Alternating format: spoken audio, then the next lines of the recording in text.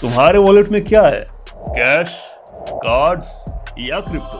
अगर तुम्हें भी लगता है कि पैसा हमेशा से ऐसे था तो तुम गलत हो। आओ तुम्हें 10,000 साल की हिस्ट्री ऑफ मनी अगले 60 सेकंड में समझाऊं। ये सब शुरू हुआ बार्टर सिस्टम से और फिर मेसोपोटामियन सिविलाइजेशन के अंदर सिल्वर शेकल्स का इस्तेमाल होना शुरू हुआ और एशियंस और अफ्रीकन मार्केट्स में कोवरी शेल्स का, जिसके बाद पहले के सारे तरीके खत्म हो गए और चाइनीज ने दिया दुनिया को ब्रॉन्ज कॉइन्स का कंसेप्ट, जिसको ग्रीक्स, रोमन्स और इस्लामिक एम्पायर्स ने गोल्ड कॉइन्स की सूरत में इस्तेमाल किया। और फिर आया चाइना में रेवोल्यूशन, जिसको पेपर मनी भी कह सकते हैं, जिसको यूरोप ने बाद में फॉलो किया और सेंट्रल बैंकिंग का कंसेप्ट दिया, बैंक ऑफ इंग्लैंड। और फिर पाउंड बैक्ड बाय गोल्ड हो गया, जिसका मतलब था जितने गोल्ड के रिजर्व्स उतना ही पाउंड प्रिंट किया जा सकता है। वायर ट्रांसफर का आगाज हुआ वेस्टर्न यूनियन के साथ और फिर वर्ल्ड वॉर 1 और 2 के बाद यूएस डॉलर इमर्ज हुआ वर्ल्ड्स ग्लोबल रिजर्व करेंसी के तौर पे, जो कि बैक बाय गोल्ड था।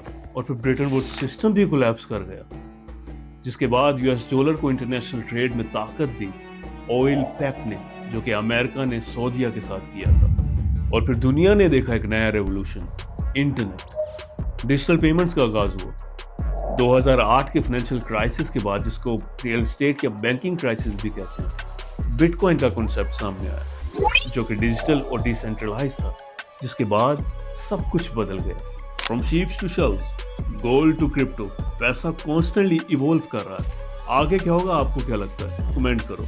और ऐसा अल्फा कंटेंट देखने के लिए फॉलो एंड सब्सक्राइब।